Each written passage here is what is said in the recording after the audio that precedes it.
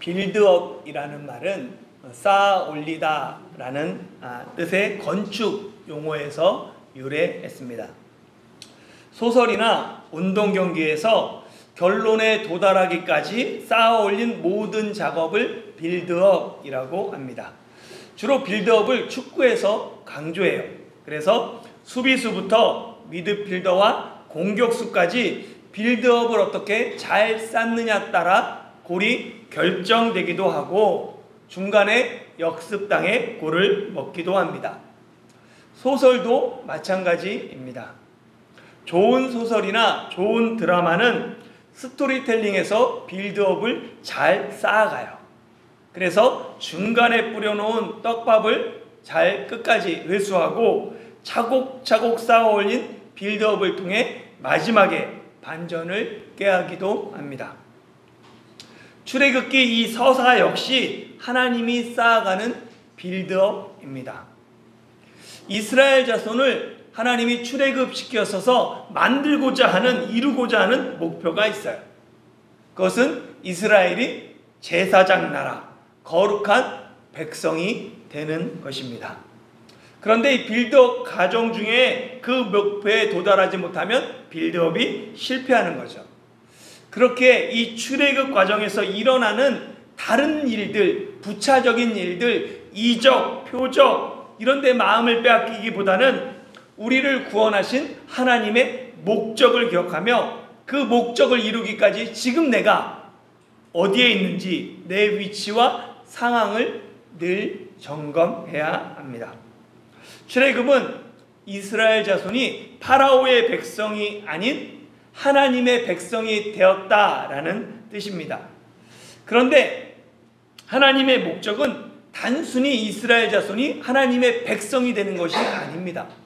출애굽기 12장 41절에 보면 이집트 생활 430년이 끝나는 그날에 이스라엘 자손이 이집트 땅에서 여호와의 군대로 나왔다라고 기록하고 있습니다. 그러니까 하나님의 목적은 여호와의 군대로 세우는 거예요. 출애굽은 이스라엘 자손의 신분 그리고 그들의 목적이 변하는 분기점입니다. 출애굽 이전에 이스라엘 자손은 파라오의 백성으로 이집트를 건설하던 일꾼들, 노예들입니다. 그러나 출애굽 이후에 이스라엘 자손은 하나님의 백성으로 하나님 나라를 건설하는 여호와의 군대가 됩니다. 이스라엘 자손이 여호와의 군대로 싸운 최초의 싸움이 오늘 본문 아말렉과의 전쟁입니다. 아말렉과의 전쟁은 이스라엘 자손이 지금까지 홍해를 건넌 후 지금까지 경험한 광야와는 다른 시험입니다. 지금까지 이스라엘 자손이 광야에서 경험한 시험은 기대가 무너질 때, 양식이 떨어질 때, 마실 물이 없을 때와 같이 내 안의 문제였어요. 그리고 공동체 내부의 문제였습니다. 그러나 아말렉과의 전쟁은 외부 적의 공격이에요. 이스라엘 자손이 홍해를 건넌 후에 시내산에 도착하기까지 만나는 그 광야의 여러 훈련 중에 아말렉과의 전쟁이 유일한 외부 적을 통한 공격 시험입니다. 아말렉은 우리가 인생의 광야에서 만나는 원수를 의미합니다. 내 앞길을 막아서고 비겁하게 내 뒤통수를 치려는 그 원수의 공격에서 어떻게 승리할 수 있는가가 오늘 본문이 우리에게 주는 교훈입니다. 함께 본문을 살펴보겠습니다. 1절 말씀 같이 읽겠습니다. 시작. 그때 아말렉이 와서 이스라엘과 느비딤에서 싸우니라. 아멘. 그때는 이스라엘 자손이 반석에서 나온 그 물을 통해 마실 물을 해결한 직후입니다. 이스라엘 자손이 먹고 마시는 문제가 해결되자마자 바로 아말렉의 공격이 시작됩니다. 우리는 먼저 이 아말렉이 누군가라는 걸 알 필요가 있어요. 창세기 36장 15절과 16절에 보면 에서의 자손 중에 첫째 장자가 엘리바스예요. 그 엘리바스 자손 중에 족장들이 있는데 마지막 족장이 아말렉 족장입니다. 그러니까 아말렉은 에서의 손자인 거예요. 에돔 땅에서 살던 아말렉 족속이 출애굽 시대에는 시나이 반도에서 유랑하며 유목 생활을 합니다. 그런데 이스라엘 자손이 홍해를 건너서 느비딤에 이르자 이스라엘 자손을 이 아말렉 족이 기습하는 거죠. 원수는 항상 근처에서 기회를 노립니다. 이제 한 곱이 넘겼다 안심하고 방심하는 그 순간 그때를 원수는 놓치지 않습니다. 그렇기 때문에 우리는 선줄로 생각하거든 넘어질까 조심해야 되고 마귀에게 틈을 주지 말아야 합니다. 이 아말렉의 공격 앞에서 모세는 여호수아에게 사람들을 택하여 싸움에 나가라고 지시합니다. 그리고 자신은 하나님의 지팡이를 손에 들고 산꼭대기에 서겠다라고 말하죠. 여호수아는 모세의 말대로 지시대로 아말렉과 나가 싸우고 모세는 아론과 훌과 함께 산꼭대기에 섭니다. 모세가 산꼭대기에서 하나님의 지팡이를 잡은 손을 들면 이스라엘이 이기고 손을 내리면 아말렉이 이깁니다. 모세가 기도의 손을 들면 이스라엘이 승리하고 기도의 손이 내려오면 아말렉이 승리하죠. 모세의 팔이 피곤해지니까 같이 갔던 아론과 훌이 돌을 가져다가 모세를 앉히고 모세의 팔이 내려오지 않도록 양쪽에서 손을 붙잡아 올립니다. 그 결과 모세의 손이 해가 지도록 떨어지지 않았고 여호수아는 아말렉을 쳐서 무찔렀습니다. 아말렉과의 전쟁에서 모세와 여호수아의 역할이 같습니까? 다릅니까? 역할이 서로 달라요. 여호수아는 전쟁에 나가고 모세는 산꼭대기 위에 섭니다. 여호수아는 아말렉과 싸우기 위해 전쟁터에 나가고 모세는 하나님께 기도하기 위해 산꼭대기로 올라갑니다. 왜 역할이 다르냐 따질 수 없습니다. 전쟁에서 승리하기 위해서는 각자에게 맡겨진 역할에 충실해야 합니다. 기도와 전쟁은 밀접한 연관성이 있습니다. 전쟁에서 승리하기 위해서는 기도와 이 전투가 병행해야 해요. 하나님이 맡기신 사명을 감당하기 위해서는 기도하는 사람이 있고 또 실천하는 사람이 함께 이루어져야 합니다. 그런데 이 기도와 실천 균형 맞추는 게 쉽지 않아요. 어떤 사람은 기도는 열심히 해요. 그런데 삶의 현장은 소홀히 합니다. 또 어떤 사람은 생활은 열심히 생활하는데 기도는 소홀히 해요. 자신이 영적이라고 생각하는 사람은 기도하는 것만큼 삶의 현장에서 열심히 살아가야 돼요. 반대로 자신이 좀 현실적이다라고 생각하는 사람은 열심히 치열하게 생활하는 것처럼 기도에 온 힘을 다 쏟아야 합니다. 어쩌면 세상에서 성공하기 위해서는 열심히만 살아도 될 수 있어요. 그러나 하나님께 쓰임받기 위해서는 반드시 기도해야 합니다. 아말렉과의 이 전쟁은 기도와 실천이 함께 이루어졌지만 전쟁의 승리는 모세가 하나님을 향해 든 팔에 달려 있었습니다. 실제 전쟁터에서 싸우는 사람은 여호수아와 군인들이에요.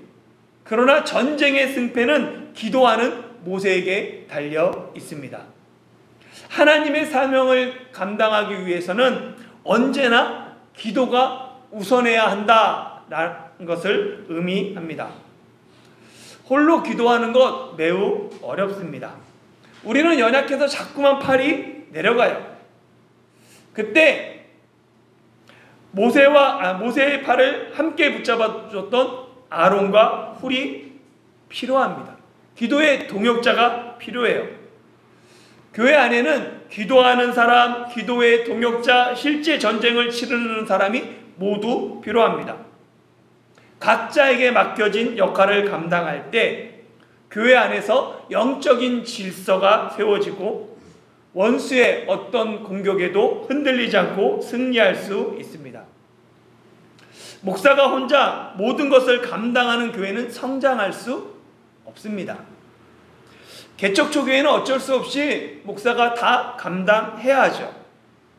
그러나 빨리 역할을 나눌수록 교회는 성장합니다. 지도자는 현장에서 뛰는 사람이 아니라 배후를 움직이는 사람입니다. 사람을 세우고 일꾼을 세우기 위해서 지도자는 현장에서 한 발 뒤로 물러나야 합니다. 목사가 해야 할 일은 교회 안에 여호수아를 세우고 아론과 훌을 세우는 것입니다. 사람을 세우는 것, 일꾼을 세우는 것, 그것이 목사가 해야 할 일입니다. 모세는 이스라엘 백성이 처음 치르는 그 전쟁에 직접 지휘관으로 참전하지 않습니다. 모세는 자신 대신에 여호수아를 지휘관으로 지목하고 자신은 한 발 뒤로 물러갑니다. 그게 교회의 질서인 거죠. 여호수아의 이름은 여호와는 구원이시다라는 뜻입니다. 여호수아의 원래 이름은 구원을 뜻하는 호세아였어요. 그런데 모세가 민수기 13장에서 가나안 땅을 정탐하기 위해 12 정탐꾼을 보내면서 이 에브라임 지파 눈의 아들 호세아의 이름을 여호수아라고 바꿔줍니다. 훗날 여호수아는 모세가 죽은 뒤에 모세의 뒤를 이은 이스라엘의 지도자가 됩니다. 그런데 여호수아가 지도자가 되기 전에 그의 직분은 모세의 수종자였어요. 수종자란 따라다니며 곁에서 시중드는 사람입니다. 여호수아는 모세가 죽기까지 모세의 곁에서 모세의 심부름을 하던 시중들던 사람이었어요. 여호수아가 성경에 처음 등장하는 장면이 오늘 본문 출애굽기 17장 아말렉과의 전쟁입니다. 이스라엘 백성은 아직 군대의 모습을 갖추지 못했어요. 여호와의 군대로 출애굽했지만 변변한 무기도 없고 군인으로 훈련 받은 적도 없습니다. 이스라엘이 아말렉과의 전쟁에서 승리할 가능성은 희박하고 패배할 확률은 높습니다. 그렇기 때문에 조금이라도 지혜가 있는 자라면 지금은 나설 때가 아니에요. 몸을 사리며 기회를 기다려야 합니다. 그런데 여호수아는 모세의 말에 순종해요. 사람들을 택해서 싸움에 나가라는 그 모세의 말에 여호수아가 그대로 행합니다. 그러니까 여호수아는 처음부터 모세의 후계자로 지목됐던 사람이 아닙니다. 여호수아가 광야 초기부터 모세의 말에 순종하고 광야 40년을 한결같이 모세의 곁에서 그를 시종들며 충성한 결과 모세가 죽은 후에 여호수아가 지도자가 된 것입니다. 하나님께 쓰임받기 원하는 사람은 먼저 지도자에게 순종하는 사람이 돼야 합니다. 내가 섬김을 받으려면 먼저 다른 자를 섬겨야 하는 것처럼 내가 지도자가 되길 원하면 먼저 따르는 사람이 돼야 합니다. 지도자의 말에 순종하고 지도자에게 충성한 사람이 하나님의 말씀에 순종하고 하나님께 충성합니다. 미국의 강철왕 카네기가 후계자를 지명할 때 과연 누가 카네기의 후계자가 될 것인가 전 세계에 관심이 쏠렸습니다. 회사의 중역 중에는 유명한 사람들이 많았어요. 능력 있고 명문대 인재들이 넘쳤죠. 그런데 카네기는 전혀 사람들이 예상하지 못한 슈그라는 사람을 후계자로 지명합니다. 이 결정에 모든 사람이 놀랍니다. 왜냐하면 슈브는 초등학교밖에 졸업하지 못했기 때문입니다. 슈브는 원래 정원 청소부로 입사했어요, 회사에. 그런데 그는 정원 청소뿐만 아니라 공장 안까지 말끔히 청소하곤 했습니다. 슈브는 비록 청소부지만 자신이 회사의 주인이다, 공장의 주인이다 라는 생각으로 매일 공장 구석구석을 깨끗이 청소했어요. 그런 슈브를 보면서 사람들은 비웃었지만 그는 아랑곳하지 않고 주인의식을 가지고 일했습니다. 결국 슈브의 성실과 근면이 눈에 띄었고 청소부에서 정식 직원으로 채용됩니다. 이후 사무원으로 승진하고 마침내는 카네기의 비서로 발탁되죠. 카네기의 비서가 된 슈브는 항상 메모지와 펜을 들고 마치 카네기의 그림자처럼 그의 뒤를 따르며 그를 보좌합니다. 그의 손에는 항상 메모지가 있었고 사장인 카네기의 지시를 받아서 그것들을 점검하고 실제 것들을 체크하며 일을 했습니다. 어느 날 카네기가 밤늦도록 사무실에 있다가 집에 가려고 하니까 밖에 나와보니까 슈브가 그대로 그 자리를 지키고 있는 거예요. 그래서 카네기가 슈브에게 말합니다. 왜 아직도 퇴근하지 않았습니까? 그때 슈브가 뭐라고 얘기하냐면 사장님께서 저를 언제 부를지 모르는데 어떻게 자리를 비울 수 있습니까? 슈브는 카네기가 가장 신임하는 사람이 되었고 결국 카네기의 뒤를 이어 회사 경영을 물려받게 되었습니다.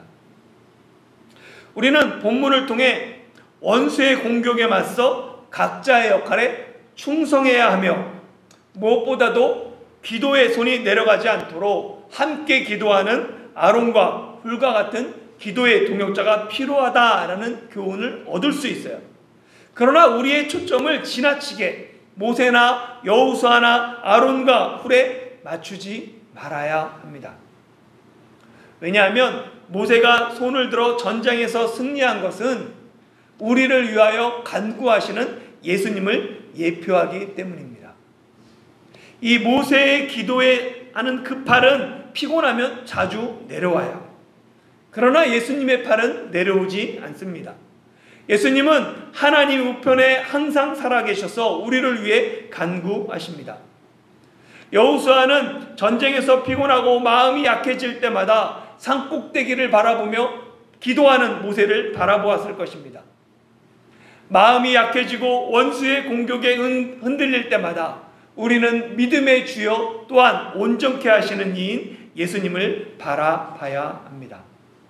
하나님 보좌 우편에 앉아 계신 예수님을 바라볼 때 우리는 원수의 어떤 공격에서도 승리할 수 있습니다. 사도행전 7장에서 스데반은 성령이 충만하여 하늘을 우러러 주목하여 하나님의 영광과 및 예수님께서 하나님 우편에 서신 것을 봅니다. 그리고 스데반은 담담하게 순교의 길을 걸어갔습니다. 우리가 여호와의 군대로 항상 승리할 수 있는 비결은 내가 기도할 뿐만이 아니라 항상 살아서 우리를 위해 기도하시는 예수님이 그 군대에 우리의 대장이 되시기 때문입니다.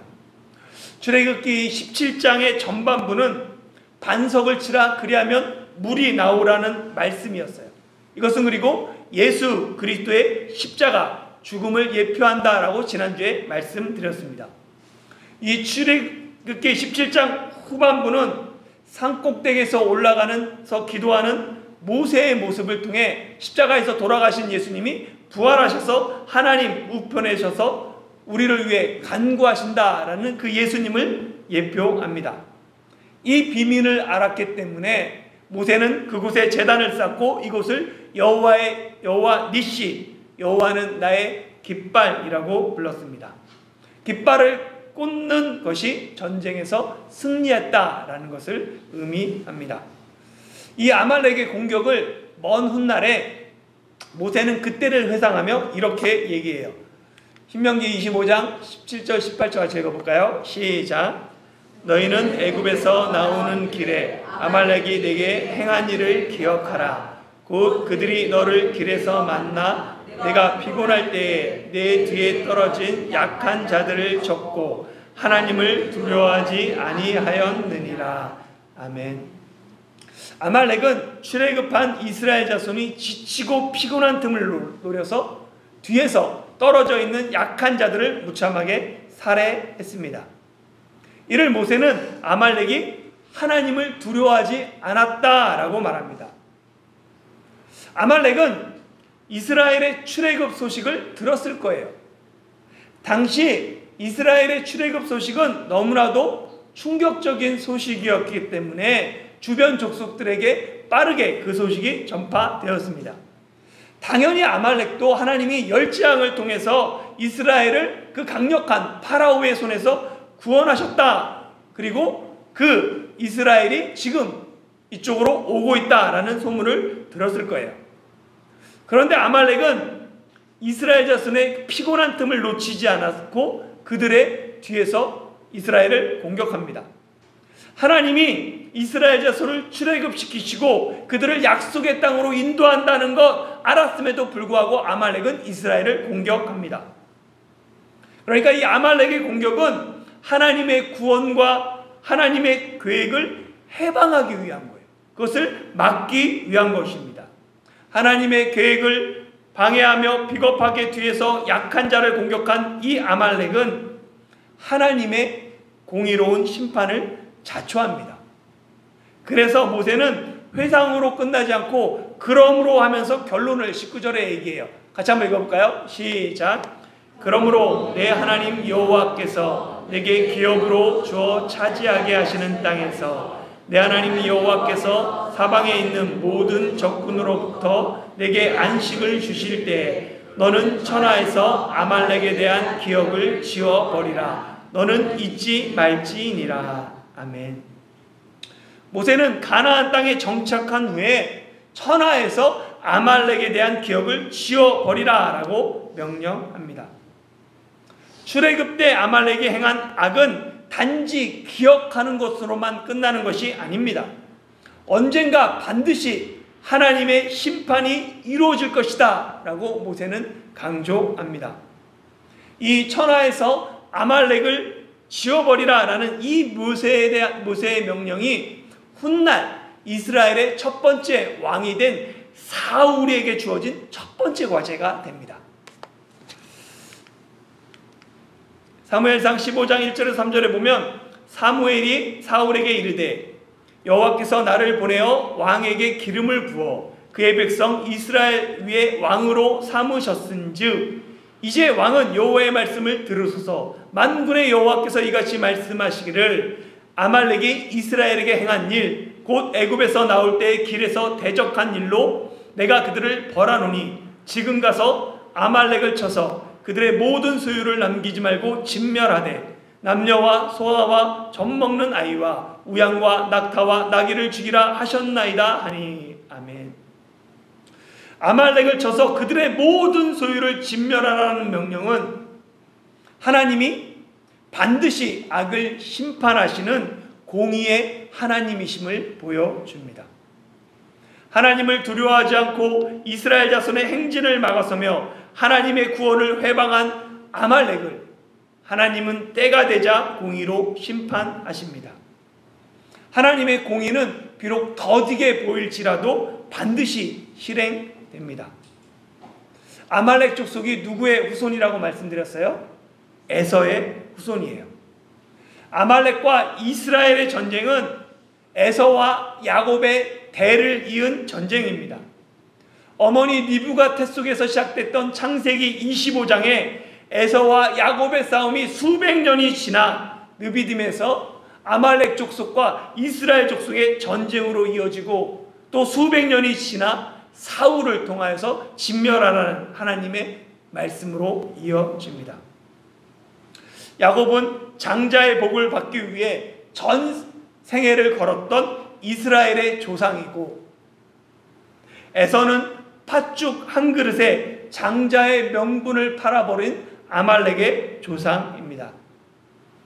야곱은 그리스도로 이어지는 여자의 후손에 속한 사람이고, 에서는 여자의 후손을 미워하며 대적하는 뱀의 후손에 속한 사람입니다. 뱀의 후손에 속한 에서와 아말렉은 어떻게 해서든지 여자의 후손인 이스라엘 자손이 약속의 땅으로 들어가지 못하도록 방해하고 대적합니다.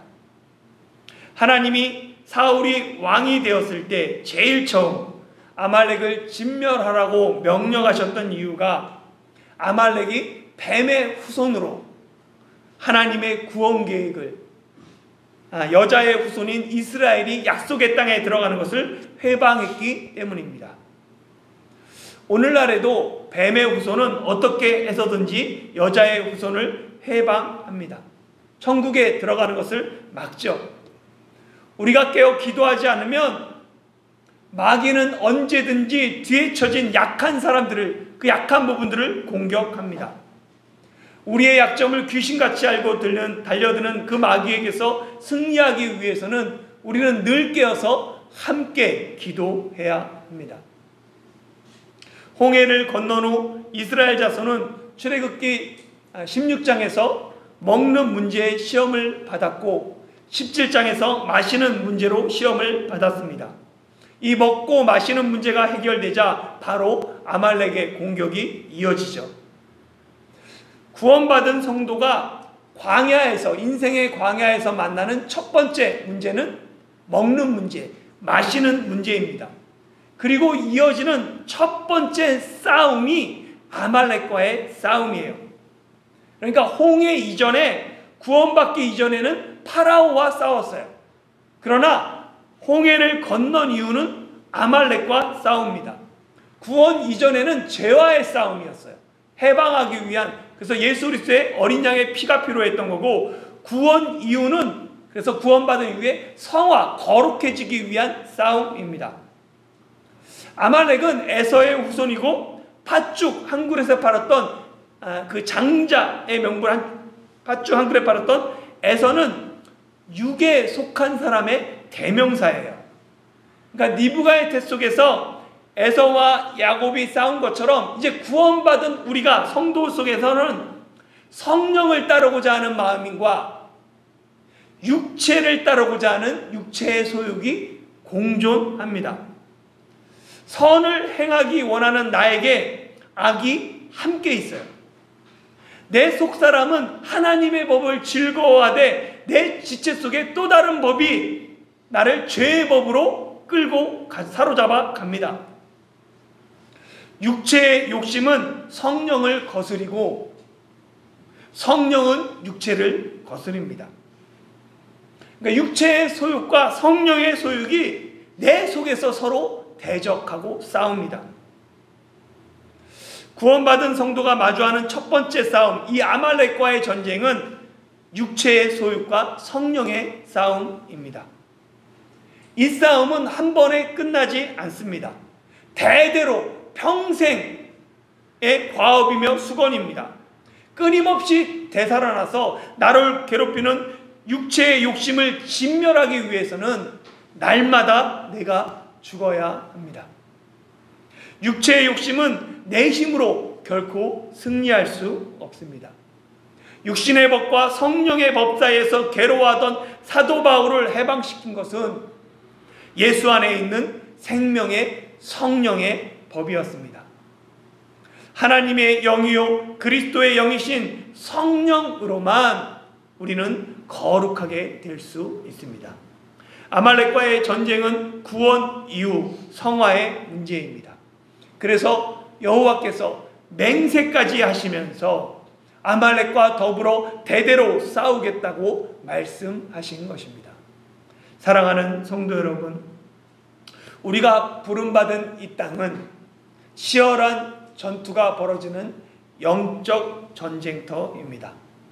우리는 불의와 악과 비진리의 세상에서 의와 선과 진리로 싸우도록 부름받은 여호와의 군대입니다. 내 힘으로는 영적 전쟁에서 승리할 수 없습니다. 우리의 힘은 아말렉과 대대로 싸우겠다라고 맹세하신 여호와입니다. 우리의 힘은 하나님 우편에서 지금도 우리를 위하여 간구하시는 대장 되신 예수님이십니다. 우리의 힘은 연약한 우리를 돕기 위해 친히 이 땅에 오신 성령님이십니다. 삼위일체 하나님과 함께 약속의 땅에 들어가기까지 거룩한 성화의 삶을 살아가는 저와 여러분이 되시길 예수님의 이름으로 축원합니다.